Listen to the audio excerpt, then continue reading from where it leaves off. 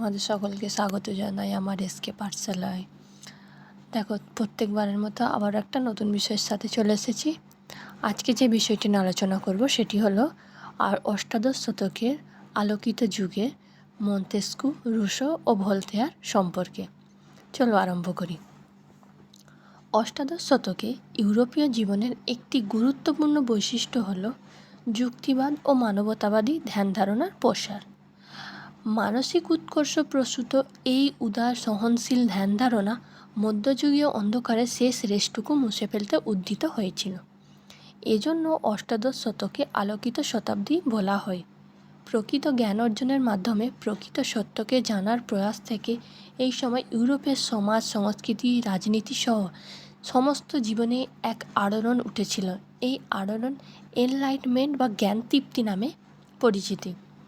পঞ্চদশ ষোড়শ শতকের নবজাগরণ প্রমুখ যুক্তিবাদী অষ্টাদশ শতকে মানুষের মনে গভীর আলোড়ন সৃষ্টি করেছিল। জ্ঞান, বিজ্ঞান, দর্শন, সাহিত্য, অর্থনীতি, সমাজ, সংস্কৃতি ইত্যাদি ক্ষেত্রে এই যুক্তিবাদ গভীর প্রভাব বিস্তার করে। মানুষ কুসংস্কার, অন্ধবিশ্বাসের পরিবর্তে যুক্তি, তর্ক দ্বারা সব কিছুকে গ্রহণ করতে উদ্বুদ্ধ হয়। সাধারণভাবে ইউরোপে গৌরবময় বিপ্লবের পর থেকে ফরাসি বিপ্লব পর্যন্ত সময়কালকে আলোকিত শতাব্দীর বিস্তৃত কাল বলে ধরা হয়। উল্লেখিত দুটি কালসীমা যথাক্রমে মন্তেস্কুর জন্ম এবং জ্ঞানতৃপ্তি যুগের প্রধান সৈনিক হল বার্কের মৃত্যুর বছর হিসাবেও ইতিহাসে স্মরণীয়। প্রতিটি ক্ষেত্রে যুক্তির প্রাধান্য পেয়েছিল। ষোড়শ অষ্টাদশ শতকে যে বিজ্ঞান বিপ্লব অষ্টাদশ শতকে জ্ঞানতৃপ্তির জগতে সর্বাধিক সাহায্য করেছিল তার প্রাণপুরুষ ছিলেন ইংল্যান্ডের স্যার আইজাক নিউটন। কেবল মাধ্যাকর্ষণ শক্তির তত্ত্ব নয়, সৌরজাগতিক বা গতির বৈজ্ঞানিক ব্যাখ্যা করে তিনি দীর্ঘকাল প্রচলিত ধ্যান ও গতি সম্পর্কে বহু নতুন তত্ত্ব আবিষ্কার করেন। ষোড়শ সপ্তদশ শতকে আলোকিত দর্শন অষ্টাদশ শতকে আরও জনপ্রিয় হয়ে ওঠে। জ্ঞানতৃপ্তির এই আলো উদ্ভাসিত করেন নতুন প্রজন্মের চিন্তাবিদদের মধ্যে উল্লেখযোগ্য হলেন মন্তেস্কু, রুসো ও ভলতেয়ার। মন্তেস্কু, চলো প্রথমে মন্তেস্কু সম্পর্কে একটু আলোচনা করি। মন্তেস্কুর জন্ম হয়েছিল 1689 সালে। তার মৃত্যুটা বলে দিচ্ছি, 1755। মন্তেস্কুর জন্ম ছিলেন বর্দোর এক অভিহিত পরিবারে। মন্তেস্কু ছিলেন ইংল্যান্ডের গণমুগ্ধ ব্যক্তি। ইংল্যান্ডের নিয়ন্ত্রিত রাজতন্ত্র তাকে গভীরভাবে আকর্ষণ করেছিলেন। ইংল্যান্ডের রাষ্ট্র ও সমাজ ব্যবস্থাকে তিনি নবজাগরণের স্বার্থে সহায়ক বলে মনে করতেন। মন্তেস্কু 1721 খ্রিস্টাব্দে পার্সিয়ান লেটার্স নামে একটি গ্রন্থ প্রকাশ করেন। এই গ্রন্থে তিনি কল্পিত দুই ব্যক্তির কথোপকথনের মাধ্যমে ফরাসি রাষ্ট্র ও সমাজ ব্যবস্থার ত্রুটি দুর্নীতিগুলি তুলে ধরেছিল। এই গ্রন্থে তিনি লেখেন যে রাজনীতি বা ধর্ম কোনো ক্ষেত্রে দেবতা রূপে কোনো মানুষকে কল্পনা করা বাঞ্ছনীয় নয়। মন্তেস্কুর মতে মুক্ত চিন্তার বিরোধিতা করা অর্থ স্বৈরতন্ত্রকে সমর্থন করা। মন্তেস্কুর সবচেয়ে উল্লেখযোগ্য গ্রন্থ হল স্পিরিট অফ থিংস। এটি প্রকাশিত হয় 1748 খ্রিস্টাব্দে। এই গ্রন্থকে সমাজের বিজ্ঞানের প্রাথমিক বৈজ্ঞানিক আইন, বিচার, শাসন বিভাগের দ্বারাই বিভাজন দাবি করেন। ক্ষমতা বিভাজন দ্বারাই স্বৈরতন্ত্রকে দমন করা সম্ভব বলে তিনি প্রচার করেন। সামাজিক দিক থেকে তার চিন্তাধারাকে বৈপ্লবিক বলা যায় না। চার্চ ও অভিজাতদের অধিকার বিলোপের কথাও তিনি বলেননি। চলে এবার আমরা একটু আলোচনা করি ভলতেয়ার সম্পর্কে। মধ্য অষ্টাদশ শতকে ইউরোপে সম্ভবত সর্বাধিক সম্মানিত ব্যক্তি ছিলেন ভলতেয়ার। তিনি জন্মেছিলেন 1694 খ্রিস্টাব্দে। তার মৃত্যুকাল 1778। বহুমুখী প্রতিভার অধিকারী ছিলেন তিনি। ভলতেয়ার শতাধিক গ্রন্থ রচনা করেন। একাধারে প্রাবন্ধিক, নাট্যকার, সাহিত্যিক, ব্যঙ্গাত্মক ভাষ্যে অন্যায়ের মর্মমূলে আঘাত করাই ছিলেন স্নিগ্ধ হস্ত।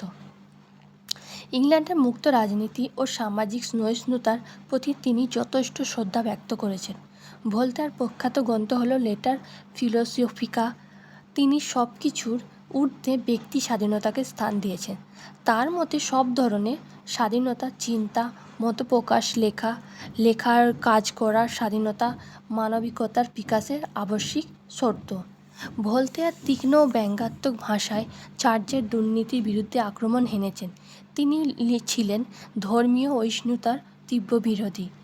ফ্রান্সে প্রোটেস্ট্যান্টের ওপর চার্চের আক্রমণের বিরুদ্ধে তিনি জনমত গঠনে প্রয়াসী ছিলেন।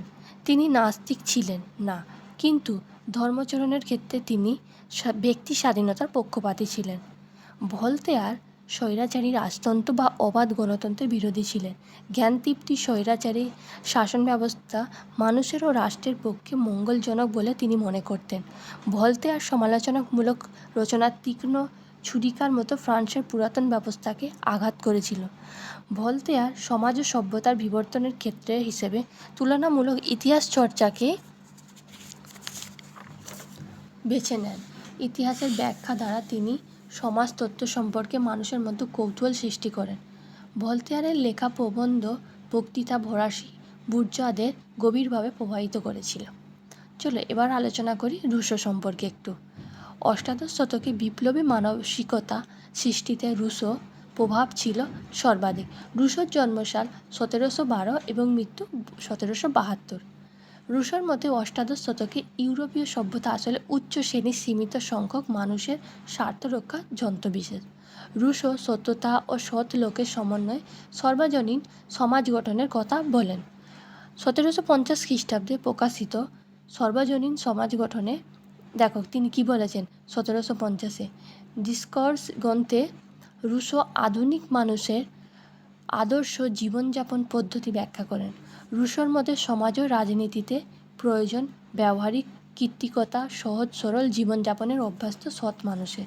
তবে এই প্রবন্ধ সংকলন পাঠ করে সাধারণ মানুষের মনে প্রচলিত ব্যবস্থার পরিবর্তন ও সামাজিক বিবর্তনের প্রয়োজন উপলব্ধ হয়। রুশো পুরাতন তন্ত্রের সাংবিধানিক কাঠামো, জনবিরোধী আইনসম যুদ্ধ এবং সম্পত্তির ওপর অসম অধিকার ইত্যাদি তীব্র সমালোচনা করেন। 1762 খ্রিস্টাব্দে তার প্রখ্যাত গ্রন্থ সোশ্যাল কন্ট্রাক্ট প্রকাশিত হলে সারা দেশে আলোড়ন সৃষ্টি হয়। এই গ্রন্থে তিনি মানব জাতির আদি জীবন এবং ক্রমশ রূপান্তরের মধ্য দিয়ে সংবদ্ধ অগ্রসরের বিবরণ লিপিবদ্ধ করেন। সমাজ তাকে শৃঙ্খলাবদ্ধ করে রেখেছে। মানুষ যুক্তির মাধ্যমে রাষ্ট্র গঠনে তৎপর হয়েছে, অর্থাৎ রাষ্ট্র হলো সাধারণের ইচ্ছার প্রতিফলন। সামাজিক যুক্তি অনুসারে সরকার সাধারণের ইচ্ছাকে বাস্তবায়িত করতে দায়বদ্ধ।